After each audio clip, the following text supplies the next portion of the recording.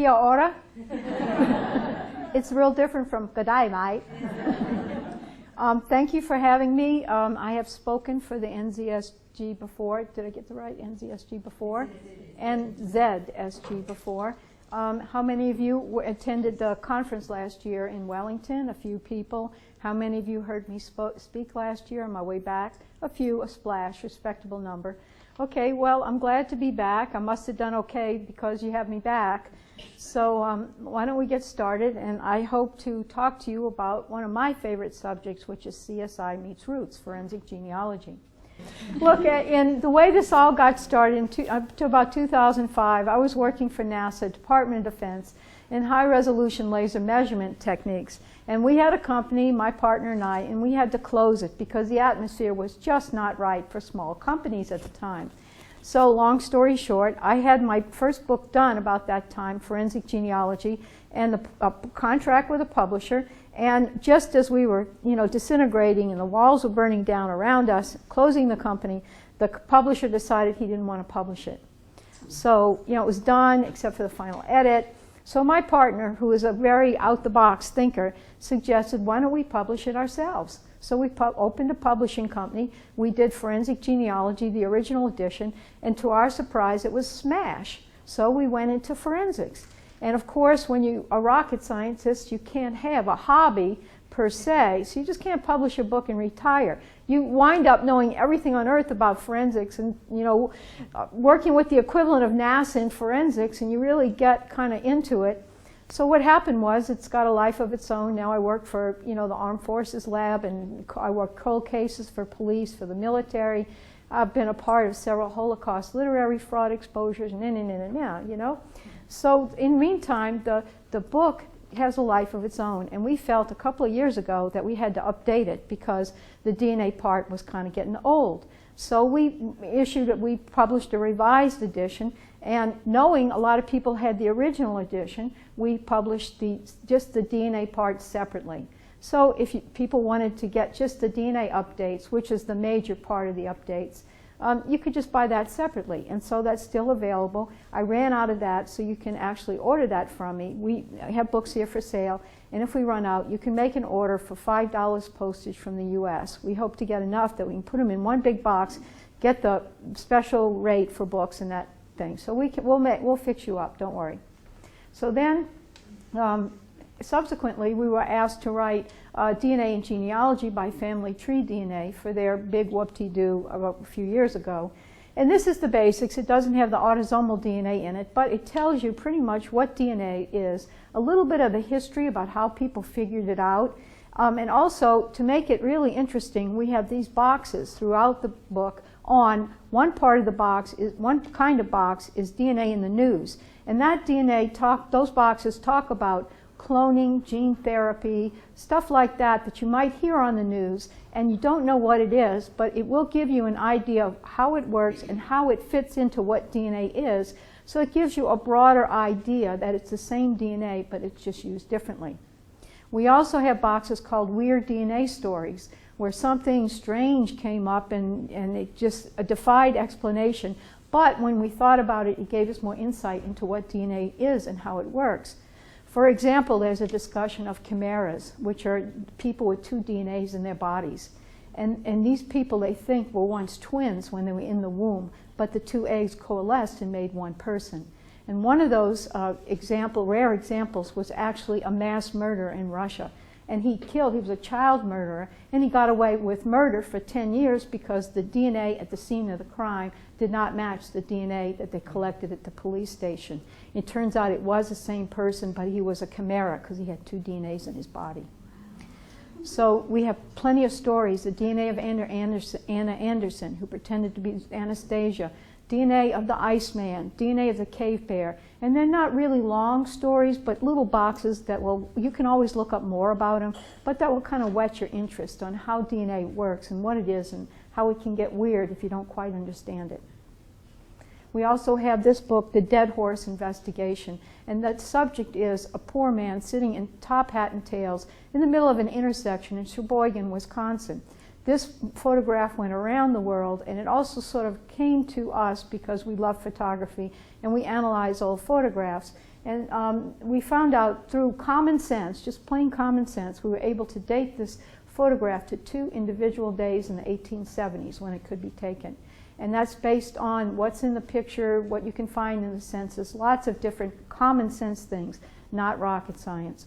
When we wrote the book, we got it down to 6 days, but then someone in an audience in Saskatoon, Saskatchewan, you say that 10 times fast, pointed out there were trees in the back with leaves on them. And so that must have eliminated any dates in the winter because it gets very cold in Sheboygan during the winter and the early spring. So that eliminated 4 of our 6 possibilities, and now we've got it down to just 2.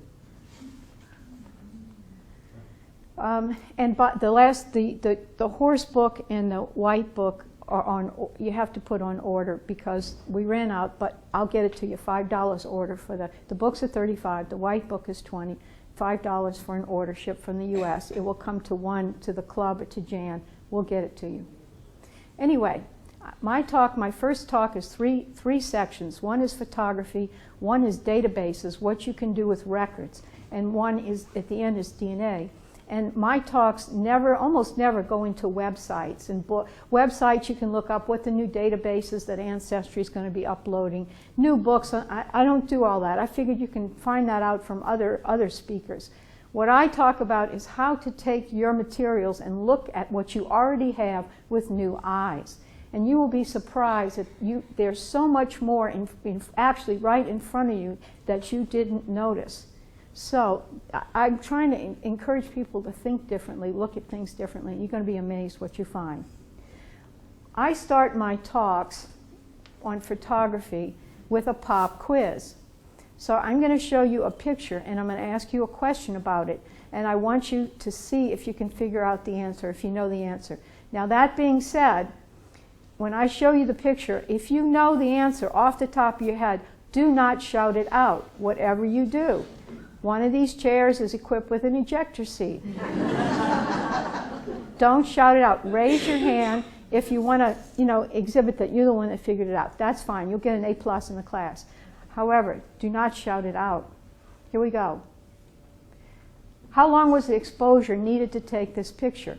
Now, can everybody see it? Do we have to turn the lights down? You can see it well enough, I think. Let me think about it. Have a few seconds. Let me tell you about it.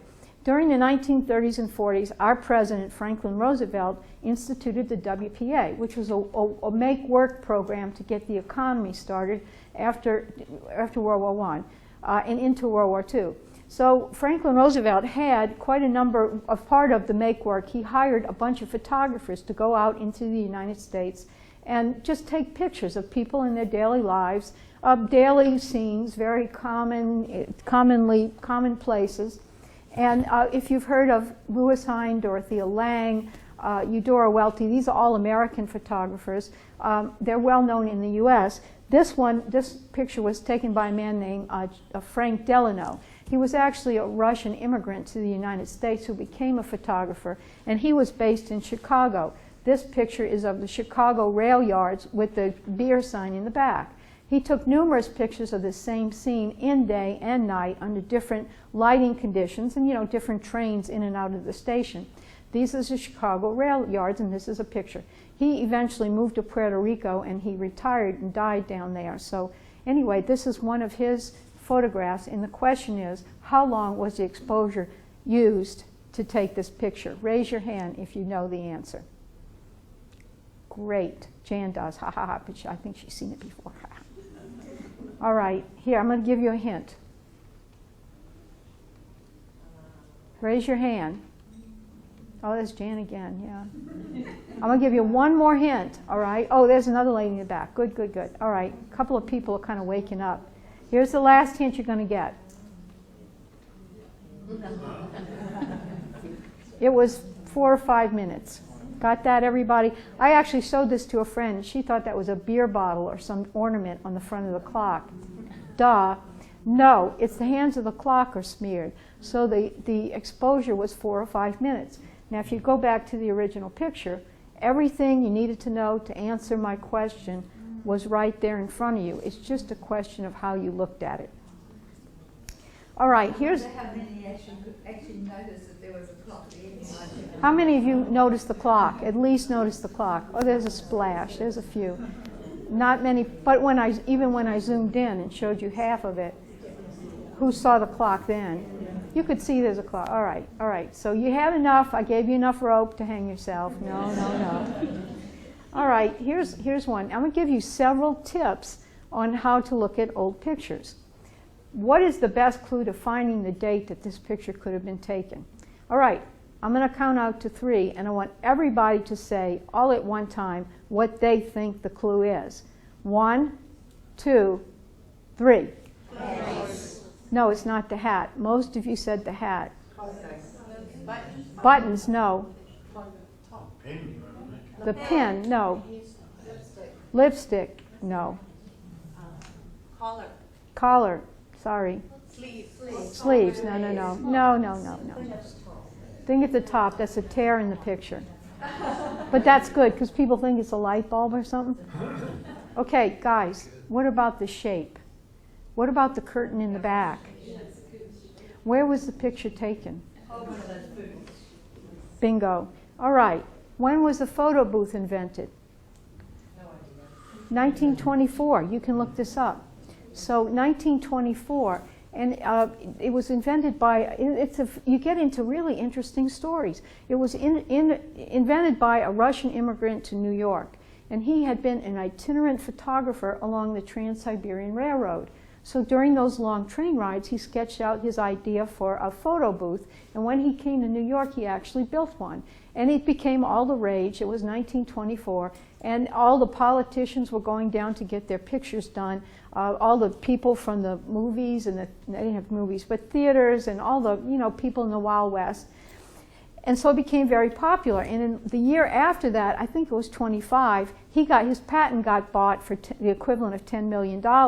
So he retired, he just retired. And the people that bought that invention introduced him to Coney Island, all over the United States, all over the world. So if this was your grandmother, you could research when the first photo booth came to your town. And if that grandmother, you sure never went to New York, the earliest date would be the date the first photo booth got to your town or wherever she lived. And if she did go to New York, you think she may have, it's 1924. The moral of this story is that clothing is only one tool in photograph identification. It's not a religion. Got that? I cannot tell you how many times people come up to me and say, what can you tell me about this photograph by the clothing that people are wearing? And my answer is probably not too much. You can say generalities, you can say an era, you can say a period. Sometimes if it's unique, if there's a pin or there's something kind of different about it, you can say something better than that.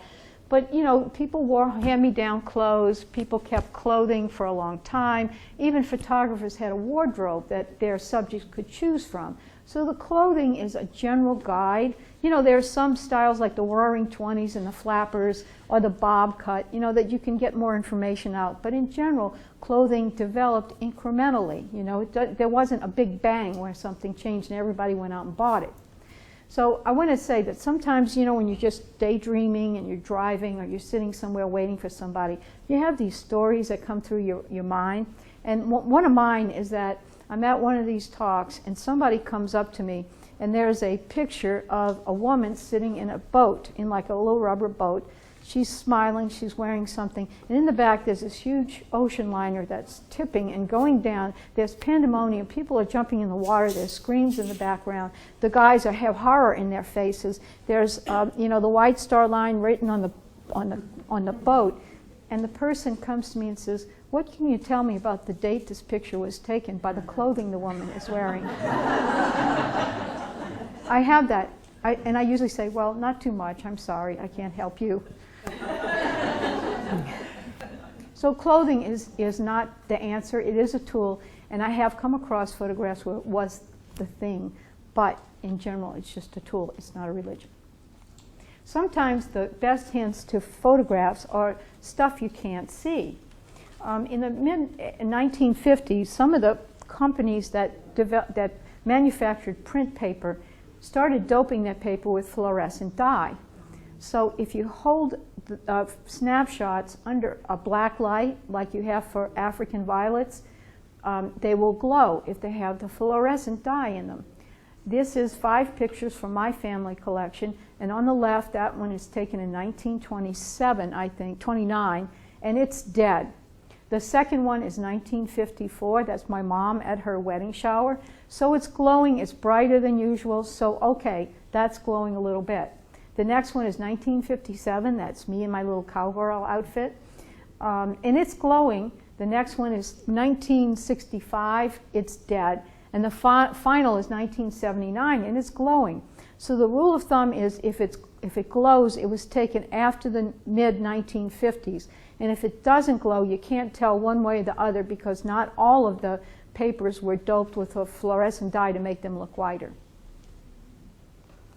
3, identifying the kind of camera might be able to help you. A friend of mine, probably 10, 15 years ago, gave me a copy of this picture, and it's a picture of nothing. A man, a hat, a dog, a chair, a house, a tree, nothing. And in the corner, she said, there's a note that says, my grandfather, M. Noonan. And she says, can you help me figure out which M. Noonan it is? I have 4 in my family. One is Morris Noonan, who was born in 1831 and died before the turn of the 20th century. The second is Michael. He died about 1900. He was Morris's brother. Maurice Noonan, who was still alive at the time, he was born in 1918, and Michael, who was born in 1949, who was sort of our contemporaries, plus or minus. He was still living. So she said, which one is it? Okay, first clue is this. This picture was taken at home. This man is in the privacy of his own home. He's in his yard. He's wearing his BVDs with his trousers. There is nothing about this that says it was taken in a studio. It's just a plain home photograph. So that tells us that it had to be taken after 1900, because in 1900, that's when the Brownie camera came on the market. Prior to that, there were some cameras, they were expensive. You needed a little bit of savoir-faire to know how to use them. But as of 1900, that changed, because Kodak came on the market with the Brownie camera. It cost $1 US, which is about equivalent to $20 now. And the theme was, you push the button, we do the rest. So what they would do is give you a camera already with film in it. You use up the film. You send the camera back in the mail, and they developed the pictures, and they sent you the developed pictures and the camera together back so you could do another roll. They made it real easy.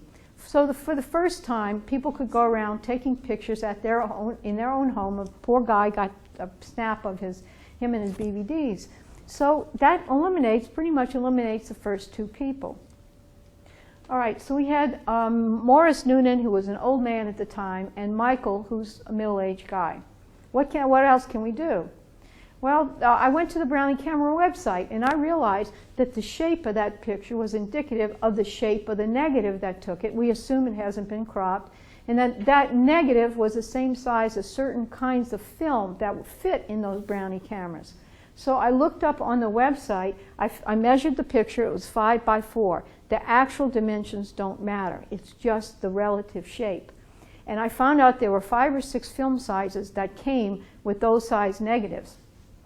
There was a variety of Brownie cameras on the market around the turn of the 20th century that used those kinds of film, the latest being the No. 4 pocket folding camera that was on the market till about 1918. So if you look at our remaining 2 candidates, oops, neither one. Okay, now what? Put myself out of business, did I? Actually, not quite. Because Morris, the old man, said, he kept insisting, that's John Jeremiah Noonan, my father. He said, so I'm sure about it, and so now that we eliminated everybody, we looked at John Jeremiah Noonan. He was born in 1868. So when that camera, the No. 4 pocket folding camera, was on the market, he'd be in his 40s, right? So man is about in his 40s to 50s, so that made sense. And we also figured out that he was wearing a Panama hat, which came really into style about 1908 when our president, Teddy Roosevelt, came back from the Panama Canal, and he came back wearing this hat, and it became a big fad. Actually, they're not from Panama, they're from Ecuador, by the way. Panama is only the trade center. They made, if in case that ever comes up on a quiz program. So we said, John Jeremiah Noonan, what's the deal? We never considered that because his name doesn't begin with an M. And then we realized that my grandfather, M. Noonan is not the person in the picture. It's the person that signed that note. So now we're pretty sure that that's John Jeremiah in the picture, and we got to figure out which one of his grandchildren wrote the note. The kind of photograph can be important. This is a daguerreotype that was taken in Bavaria in front of a house of a composer named Max Keller. He's the elderly guy in the front row with his wife next to him. The back row from right to left is a Keller daughter, a Keller son-in-law, the family cook, and the controversy swirls around the woman in the front next to Mr. Keller. People say that could be Constanze Mozart, Mozart's wife. If this is true, this is really a find, because Constanze lived to be in her 80s. She far outlived her famous husband. She married again. She married another composer. Mozart died, I think, 1789. Constanze died in the 1840s. So after some consideration, let's look at that. Constanze died 1842, so she was alive when the daguerreotype was invented. She died, she was crippled with arthritis, but also one of the things that bothered people about identifying this woman as Constanze was this, that Constanze kept meticulous household notes of her activities and her expenses, and nowhere does she mention a trip to Bavaria to meet the composer and his wife, the Kellers. Now, she would maybe had written it down, maybe not. She had not seen them in quite some time since her husband died. But all that circumstantial saying, she would have made a note probably of that. But it's negative evidence. Just because she didn't mention it didn't happen. We just say it probably didn't happen because she was the kind of person that would have written it down. However, there is one very definite reason why this cannot be Constanze Mozart. Any clue? Yeah, the arthritis in her hands. Arthritis. No, you really can't tell. That's subjective. I'm telling you, see, this is, I think this, you're saying this is her hand, these are two hands. Maybe, maybe. But you can't really tell. You can't really see her hands that well, but that is a good thing to look at.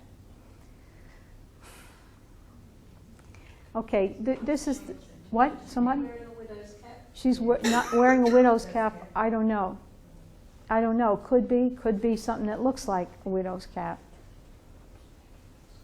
I know she doesn't look like she's 80, but I don't look like I'm 40 either, so. Well, y'all ready? Yeah. Okay, it's true that daguerreotype was invented in 1840, but the first outdoor photograph of people was not made till 1842. It was made in England. So let's say this is what the problem was. You remember the story in grade school where Isaac Newton was holding the glass up to the sun, the prism up to the sun, and the colors of the rainbow were on the wall, and he saw that sunlight. Well, early lenses on early cameras had the same problem. Basically, an early camera was a pinhole with some film or some glass plate in the back, and the light would come in, and they found out to put, to collect more light and massage it a little bit, they would put a very primitive lens in front, and that was made out of the same quartz that Newton used for his prism experiment. Well, when you do that, though, just like Newton found the colors dispersed in, when it was against the wall, early lenses had the same problem, that when sunlight came through, you couldn't get a sharp image on your developing material, your recording material, because the light, the different colors would disperse. They wouldn't focus all in the same place. It's called chromatic aberration, it's called dispersion. And whatever it was, you'd get a fuzzy picture and not that clean, sharp picture you wanted. The way around that would be to stop, for you photographers, would be to stop the lens down, get the sweet spot, but that would raise the exposure time, and you had people sitting in the sun, waiting for their picture to take, and certainly they wouldn't be moving around like the Keller family, so that it was very impractical. However, in 1841, a man named Joseph Petzval in Austria developed what's called a Petzval lens. It was the first lens manufactured by equation and not by trial and error. It took him a year by hand to calculate the shape of the lens and another year to actually make it. And when he made it, it was a series of 4 lenses in a package, 2 lenses had the problem, and 2 lenses subtracted the problem. So when you add it all together, it was 0, and all the colors would be focused in the same place, and you could get a nice sharp picture in the sun. The first time that was used in practice was by Henry Fox Talbot in 1842 in England, so therefore this cannot be Constanze Mozart. That picture was not available during her lifetime. Be sure to look at the back. I cannot tell you how important, how silly this sounds, but how important. My dad came to me one day with a picture, a portrait on a mat about this big of a little girl with ponytails holding her Huggy Rabbit. And he said, I found this in my attic. He's getting ready to sell his house, so he had scoured the house for all that stuff, you know, that hides in your house. And he said, I found this. I have no idea who it is, but since you take care of the photographs for our family, I'll give it to you. And I was stunned because it was a picture I had been looking for 25 years. It was a picture my grandmother had showed me of herself when she was 3 and she had the mumps back in about 1906. And she had shown it to me once or twice, and then we lost track of it, and it turned out it was in his attic. And all of this didn't matter because I turned it over and her name was written on the back. How about that? The first dozen or so pages of the forensic book tell you what you can learn from looking at the back of a photograph. This is a beautiful example of that. This is the Haywood family from Massachusetts in 1893. There's a friend of mine called John Roberts who lives in New England, and he's a founding member of something called the History Posse, and they go to antique stores and estate sales, and they try to get old pictures that they can reunite with their original families. And his crew consists of him, of local historians, local geography people, school teachers, anybody who can contribute knowledge pertinent to what's in that picture. This is a picture he found in an antique store of the Haywood family. It's very interesting because on the back is an inscription naming all the people in the photograph and their birth dates. Isn't that nice? This, I'll call your attention to the only woman in the picture, Catherine Marie Haywood, who was born in 1833, the only sister in that family. There was something else on the back that was very interesting, and that is there was a latent image of a young man. Now, the way this came about, we think, is this. In the 1880s, there was a kind of photograph called a platinotype, and the active element in the photograph was platinum. And when platinum comes in contact with paper over a period of time, it will burn itself into the paper. It will chemically, like erode, burnish, there's a word for it. So what had happened was apparently the picture, the original picture of this young man, long lost, had been in contact with the back of the mat of the portrait of the Haywood family. And over the years, the portrait had burned itself into the back of the mat. So John Roberts had the problem now, the challenge. You know, he starts to get kind of interested in this young man, but where can you go with that? He did notice, however, the man is doing something. Does anybody know what the man was doing when he got his picture taken? Playing an instrument? What is it? Playing an instrument? Playing an instrument. No, that is not correct. Good try. Jigsaw puzzle. No. Photography? What? Photography? What? Carpentry? What? Photography. Photography. No. Good try. He's working at something. He's doing something. His hands are holding something. Yeah, his hands are holding this, whatever this is. He's holding something. And he's looking... A squeeze box. Like that. Yeah, a musical instrument. It turned out John Roberts happened to work at this same thing for a dozen years. This is a coincidence, one of those lucky things we all find. I'll show you a picture of a contemporary guy doing the same thing. Skill screener. He's a silk screener. This is the squeegee. He's leaning forward, squeezing the ink through the screen. And I think there's a pointer. I want to show you if this pointer works. Anyway, he's got really built up. You see the built up arms? So he's leaning forward, squeegeeing something. He's silk screening something. Okay, you see that? All right, back to Catherine Haywood. She married a man named John Hodder. Now, of course, John Roberts researching the family, And guess what John Hodder did for a living? He was a silk screener. Look at John Hodder. Now look at a picture of the young man. People come to me a lot and they say, I have a picture of my grandfather and I have an unidentified picture of a younger man. Can you tell me if that's my grandfather or not? And I always say, I can rule them out, you know, pretty much that they're not the same people. But I can't to 100% certainty say they are the same, because it could be a cousin, it could be an uncle, it could be the same guy. It could also be somebody who's completely unrelated. I don't know. But if you look close enough, there are certain clues that allow you to say, to a certain degree of probability, it's the same guy. So in this case, if you have a look at the hairline, you know, the two hairlines match, just, you know, more or less. You know, they were both silk screeners. But also one thing that came to my attention, look at the mustache. The young man has a mustache. You see the big black spot under his nose? That's a mustache. And I didn't see that before, but both of them have a really nice bushy mustache. So I told the person, so to a high degree of probability, this is John Hodder as a younger man. So even though the original is gone, John Roberts was able to return not only the portrait of the Haywood family to the descendants, but also a picture of John Hodder as a younger man. Okay, talking about databases. I do the same thing with information and data that I do with photographs. And I hope that through the example I give, you can do the same. You start to look at your records with new eyes, and you start sucking things out of them that you didn't know were there. Pre-internet, our challenge was to find facts. All of us have had the experience of walking to the family history library or the library uphill both ways in the snow, barefoot, right?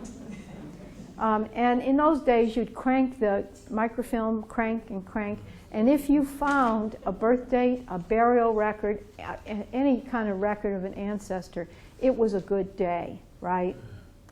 But nowadays, now that we have the internet, finding facts is getting a lot easier. What our challenge is to make meaningful information from those facts. Database is only a fancy name for a collection of related facts. We know birth, marriage, death, census, city directories. How many haven't used Trove for newspaper obits or that kind of thing? You know, there's a lot out there. How about coroner's records? And I want to tell you something about this. Coroner's records, maybe you tried it, maybe you didn't.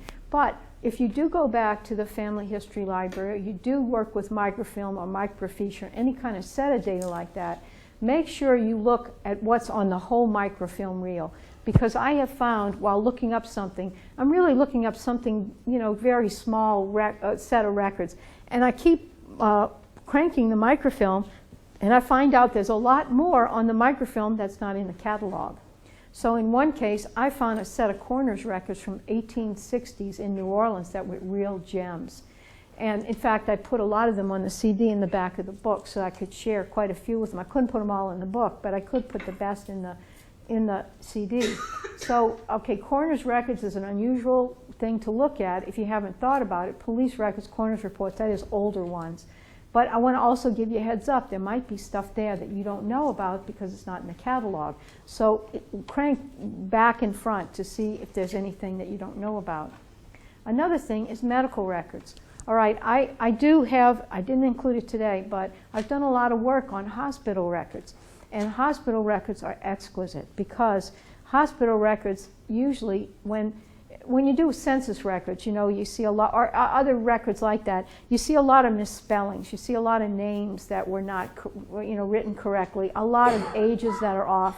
But hospital records, if you can get a hold of them, old ones, not recent ones, are excellent because when people were admitted to the hospital, they were admitted by doctors or an intern who did that every day, who knew how to spell the local names, who knew the accents, and who had the intelligence and the education to do things right. And in the hospital records, I have found, for example, let me say this. If you go and look online at the Family History Library catalog, type in medical records or hospital records, and you will find about 2,000 hits. They have medical records. I'm not sure about New Zealand or Australia. I would be absolutely astonished if they didn't have some. but I do know they have lots of them for the UK, for England, for Scotland, for France, for their medical hospital records from different wars. They have hospital records of the Caribbean and Canada. I know that because that's kind of my area, my domain of research. But these records are, the ones I've seen are excellent. The ones for New Orleans, for example, give you the day somebody checked in, the day somebody died or was discharged, the ward, the name, the place of birth, the age, where they were from before they were in New Orleans, how long they had been in New Orleans, their occupation, their marital status, how long they had been sick, what they were sick from, and the time they checked into the hospital. Also sometimes including a note about a family member that came to collect them or that brought them to the hospital or their address. So I want to encourage you, just go home and research this because it's a very underused resource. And every time I talk to some of the heads of Find My Past or Ancestry, they glaze over and they say, yeah, we'll get to that. But this is a treasure that you really need to check out because it's worth it. Lots of information in there. Not recent ones, but ones, say, from the 1800s, maybe sometimes early 1900s. The last weird thing or unusual database is how many have you done, have done genealogy using eBay or collectible websites? It's, yeah. What is it? Called Trade Me. Trade Me. We use eBay, you use Trade Me. Amazon.com is a good one. And I've used that because in dating pictures, I know in one case there was a barroom, which is in the book, and they had pictures on the wall, and it turned out to be liquor ads. And one of them you can enlarge, and at the bottom it says Anheuser-Busch, which is American Budweiser beer from Milwaukee, Wisconsin. So when I searched on Anheuser-Busch and everything, I found this same picture on a set of collectible mugs because this woman was the red-dressed Budweiser girl from 1909. And that helped start dating the picture to about 1909, 1910. And Budweiser beer is known every year for having, a Budweiser girl, a Budweiser pinup. And of course, right now, they don't dress like they did in 1910. In fact, they don't wear much of anything. But at least this woman was famous in 1909, 1910. And that's using what we call eBay, you would call Trade Me. I was able to start dating that picture. So don't discount that, things in pictures, family relics, you can go, and maybe that information is not right, but at least it gives you a starting point. The talk about databases I'm going to tell you about is this. This was a marriage certificate of my three great grandparents. Now what happened was my grandmother lived in the same house for 40 years until 1968. And when she moved, she finally cleaned out all her old closets. And there was a box in the bottom of one of those closets, and we found the key that was hanging in the closet, which is a miracle. And inside the box, she had quite a few things, including this marriage certificate of her grandmother's parents from France, signed in 1854. And this was a treasure for me because it was more like a prenup agreement where the two parties were coming into the marriage with various items like furniture and clothing and stuff for the house. And the contract outlines what should happen if one of the spouses should die, desert, go crazy, get sick, etc. And this was very interesting to me because I was in high school at the time, and I was studying French, so I spent some time with my French teacher going over some of the words I didn't know, and then going home and talking to my grandmother about it for hours. We shared quite a lot of memories over this. When she died many years later, I still have this. She gave it to me. She wrote a note for Colleen, and that came to me. So I really loved this certificate, and there's a number on it, and I knew what city this was from. It was Reichshofen in Alsace-Lorraine. So I wrote back to Reichshofen with the serial number, with the date and the names of the people. And they wrote back. They sent me the fill-in-the-blank part of the license with the bride and groom's names, their birth dates, the names of their parents. The two fathers had died. I got their death dates, and how old they were, where they were from. The two mothers of the bride and groom were still alive. I got their ages, where they were living. This was a bonanza.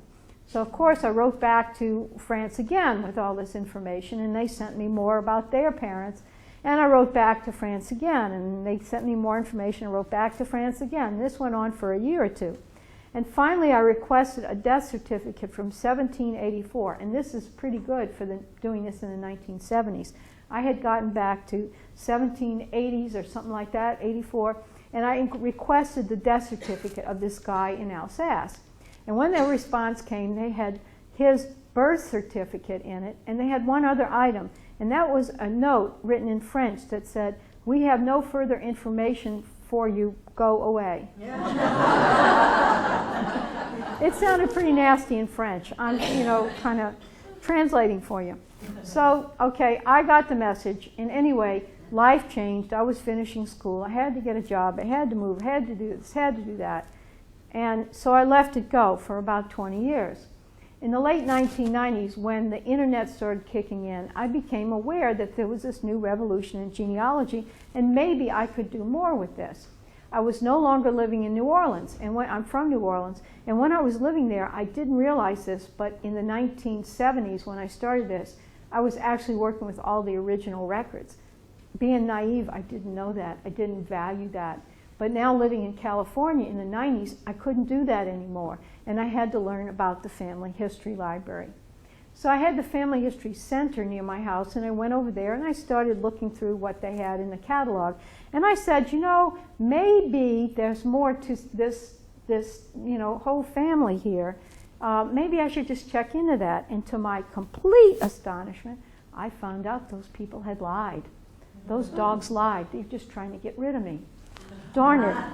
Because those records went back to 1664, almost more than 100 years, more than they admitted.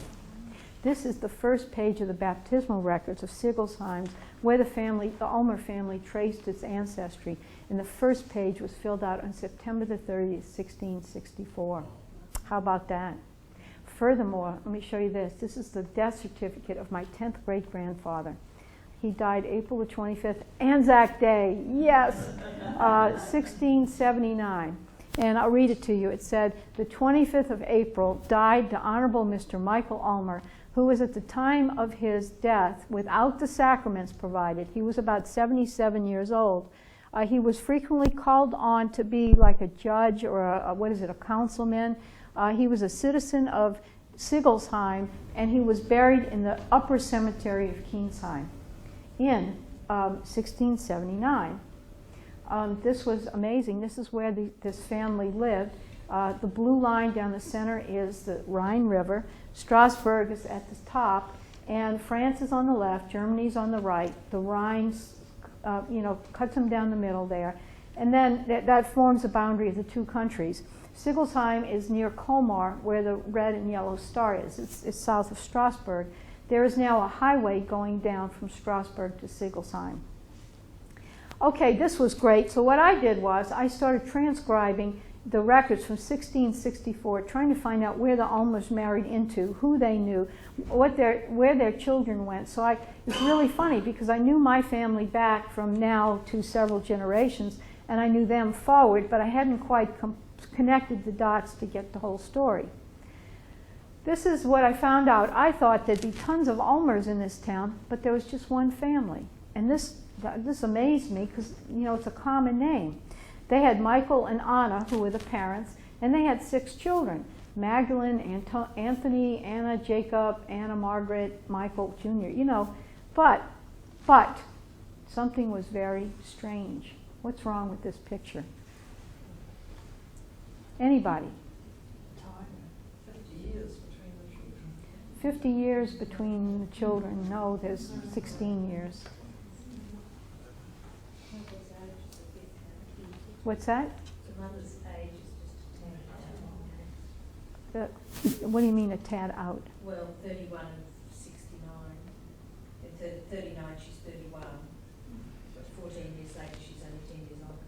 Oh, okay. Did I make a math error? Okay, I made a math error, but you're on the right track. I can't, rocket scientists can't add. Okay, but you're on the right track. I'm sorry about the math error. But I'll give you a hint. The Almers were a farming family. Okay, Anna was, what struck me is this. Anna was 31 when she had her first child. We moved the rest of them. Yeah, you were kind of, probably you were thinking about that. I'll give you half credit for that. Yeah, it was like, that's kind of strange. So exactly, I asked myself, you know, maybe she had other children, but where were they?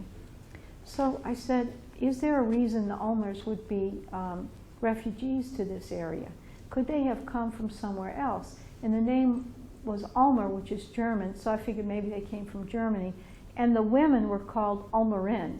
They had a little particle at the end denoting the female version, which is suggestive of Germany. So I went online and I researched European history, and I figured out that if the Ulmers were a refugee family and they brought with them all their children like 16 and 18 and younger, I calculated when they should have come into town, and it was about 1650. So I figured about 1650, what was happening in Europe at that time? Does any... Okay, there was a war. 30 Years' War. 30 Years' War, right. 30 Years' War ended in 1648 with the Peace of Westphalia, also called the Peace of Exhaustion. It was not really one war, it was a combination of political and economic squabbles that consumed most of the countries in Europe. So I thought, you know, maybe the Ulmers were refugees because the Peace of Westphalia took Alsace-Lorraine. It was part of Germany, and it went to France as part of the treaty. So now it's not German anymore, it's French. So there were huge population upheavals back and forth across the Rhine, people moving for political reasons. Well, I said, how could I establish whether this was true or not? I went on a website that allowed you to ask free questions of a historian. This was a while back. And I said, what would travel be like if these guys were going into France from Germany, for example? What would they have done? Why would they travel? How would they travel? And the historian came back and he said, you know, first thing, they wouldn't be alone, because especially a family with small children, because they needed help. You know, they would need to be protected. It was very dangerous. So probably they were with a group of refugees. And he said traveling was very, very slow because you had cattle with you, you had your farm animals, you had all kinds of stuff, you had wagons, you had small children, so that you may not make more than 1 mile a day. And furthermore, when you got to the Rhine, you'd have to cross by boat. And there was like a supply and demand still in effect. So it was very expensive, and they'd have to give up a lot of their possessions to get across the river. So I said, that sounds interesting. I said, if they came with a group of families, then let me look at the other families and early families in Sigelsheim. And I looked at everybody in the village, and this is very typical. This is an example of the Umhofer family. And I found, just like the Ulmers, there was a mom and a dad. There was like an air gap of about 20 years, and then there was 3 children in that family that came with them. And the mother, again, was, you know, kind of old for having children at the time, so maybe they left children behind too. And then once we got to the grandchildren were born, you know, the generations kind of smeared and you couldn't tell from there on. So I said, isn't that interesting? And I looked at all of the families in this town, and to my complete surprise, all the families had those air gaps. And so I figured that the town had to be settled by a refugee party of young families that were parents with young children. There were actually only about 2 or 3 people I would consider grandparents at that time, elderly people, but the rest, for however many people were there, were parents with young children. And they all seemed to stand for each other in baptisms and marriages, so you could tell, you know, they were kind of close. Well, something else really strange I found out, because as I was transcribing birth, marriage, and death, kind of trying to connect everybody, I came across the Nagler family. And in July of 1674, they lost a 1-year-old daughter. Okay, people lost children all the time back then. But on the 29th of December, they lost an 11-year-old. The next day, they lost a 10-year-old. And that same day, they lost a 3-year-old. 3 children in 24 hours. 5th of June, about a week later, they lost a 9-year-old. The 24th of January, 5th of January, 24th of January, 3 weeks later, a 6-year-old. The father died at the end of January, the mother died at the beginning of February, the next son died in the middle of March, and the only one to survive was their oldest son, Christopher, who died at 70 years old. So I said, this is very interesting. I wish I could figure out what happened, because there's got to be a story behind this. Okay, I left it go. I kept it on the hard drive, in the back, and I just let it go. So anyway, I continued, and I became very aware of stuff like the number of deaths, as I transcribed the number of deaths that happened. And the year that the Naglers died was this year. And there were quite a few people that died. The next year, not a whole lot of people died, because whoever died probably was already gone for a while. But what really kind of bothered me was this. This is the birth record. And if you're paying attention there, there's about 10 years when there were almost no live births in that village. And that was strange, right? Because, people study how populations grow, whether it's bacteria or people, and you can see that it's sort of steady growth, and suddenly there's a dropout, and then when it goes away, it picks up where it was left off as if nothing happened. And I puzzled over this. I did some research. My partner Andy and I discussed it, and we think we figured out what happened. Any takers on this one? Plague. No. War. That's a good one. That's one we looked at. No. And while you're thinking about it, one thing I looked at, let me jump into one subject, is childbirth practices. Because I researched to see if somehow there was a development in medicine where that wasn't right, and suddenly they started doing something that actually was very bad for children, newborn children. And what I found out was during the 1600s, there were very few deaths by childbed fever. There were deaths, there were a few, but not any kind of extraordinary number. And the reason was that, and childbed fever only started to come into play in the late 1600s, when women started to go to the hospitals to have their babies. Because typically there'd be a poor ward where there were midwives delivering babies, and there'd be a wealthy area where the rich wives would go, and they would be serviced by doctors who didn't understand sanitation and hygiene. And those doctors would service other wealthy individuals who had things like syphilis.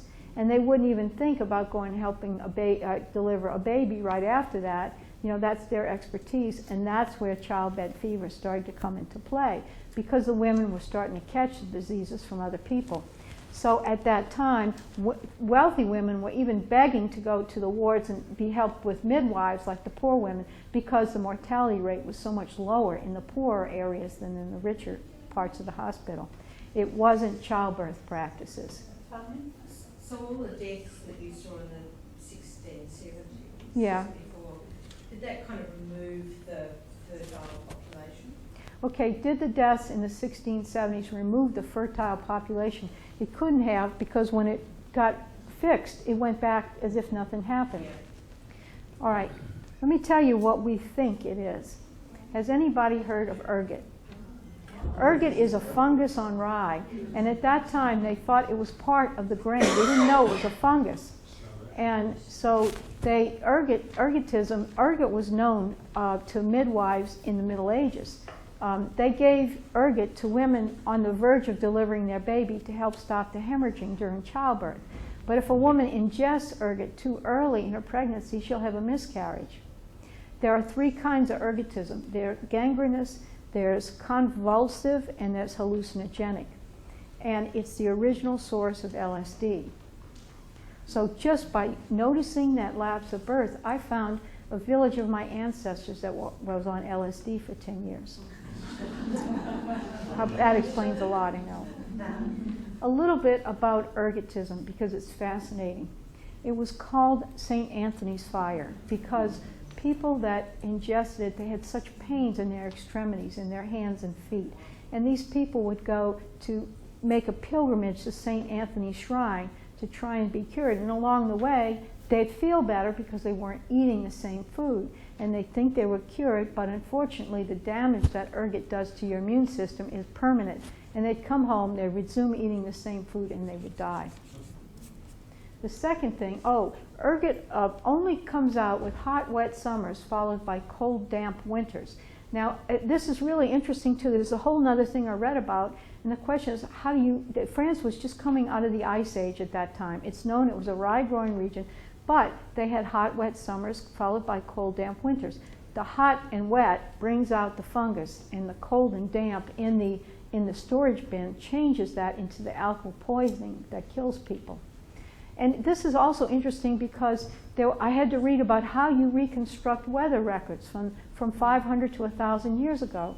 How do they know that France was coming out of the Ice Age?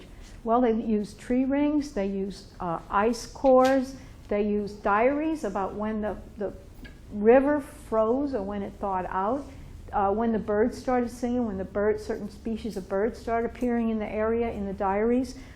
They use radioisotopes. There's all kinds of ways they do this. There was a lady called Mary K. Matosian who wrote a book, Poisons of the Past, and she did a study of the birth rate in England. And she said that when you had hot, wet summers followed by cold, damp winters, she did a correlation between the weather and the birth rate. She found out that the birth rate went down in England, but only for the underclasses. The wealthy people, the birth rate stayed the same because wheat was a wealthy man's diet, rye was a poor man's diet. So when the hot, wet summers, cold, damp winters, the birth rate in the underclasses went down because they were eating ergot-infested grain. Also, she found that when the textile industry, which is the big thing in England at that time, when that was doing well, the birth rate went up because people could afford to buy wheat.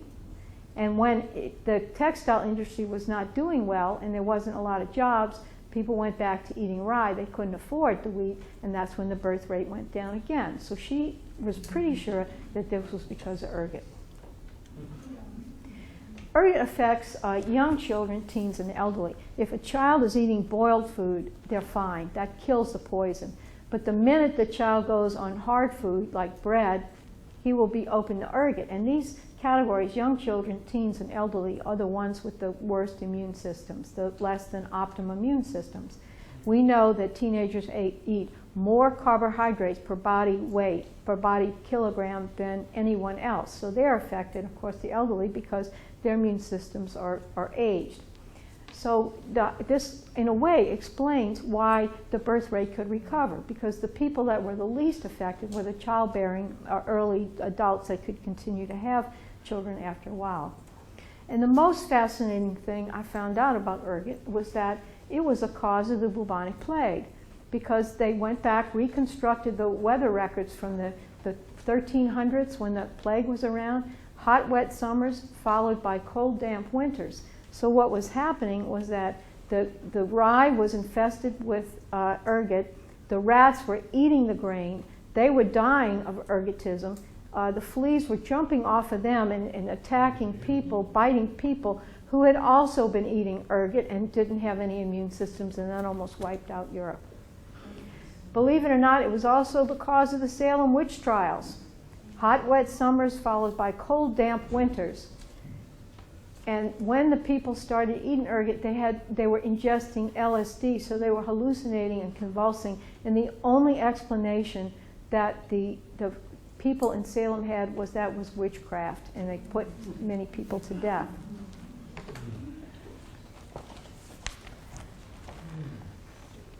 We will never know why the Ulmers were spared from the ergot epidemic. Maybe something as incidental as having a barn facing the sun kept their grain from infection. Perhaps Michael Ulmer was the leader of the convoy the day the group discovered the site where they would build Sigelsheim, and he got the first choice for a location for his house. Maybe his barn was higher up in the village. Since heat rises, maybe those few degrees of warmth afforded by his higher elevation made the difference between life and death for his family. Or perhaps it was the opposite. Maybe he was last in the convoy that day because he broke his ankle or stopped to help deliver a baby, so that he was forced to take the least desirable property on the edge of town on a hill away from the village stream. His misfortune became his family's salvation. Who knows? The meager records left by the immigrants over 300 years ago leave few clues on why some families faced tragedy while others were spared. What is certain is that the Ulmers watched as their neighbors hallucinated themselves to their deaths, while their neighbors' limbs fell off, And while nearly every pregnancy in the village resulted in either a miscarriage or a stillbirth for over 10 years. Even if someone suspected infected grain as the cause, the village had few options for food. It was either hallucinate or starve to death. Maybe the Sigelsheimers, ignorant of the poison that was systematically killing clusters of villagers, believed it was a supernatural power or witchcraft causing the tragedy. Yet the Ulmers survived, and their children survived, and their children's children survived. The number of Ulmer descendants 3.5 centuries later is in the thousands. Yet no one alive today can tell their story. All we know about their lives is what can be deduced from the slim volume of church records that has persisted through weather, pestilence, war, politics, and most importantly, the passage of time. If you are descended from ancestors from Alsace-Lorraine or even southern Germany in the 1600s, you are descended from survivors of multiple ergot epidemics. We move on.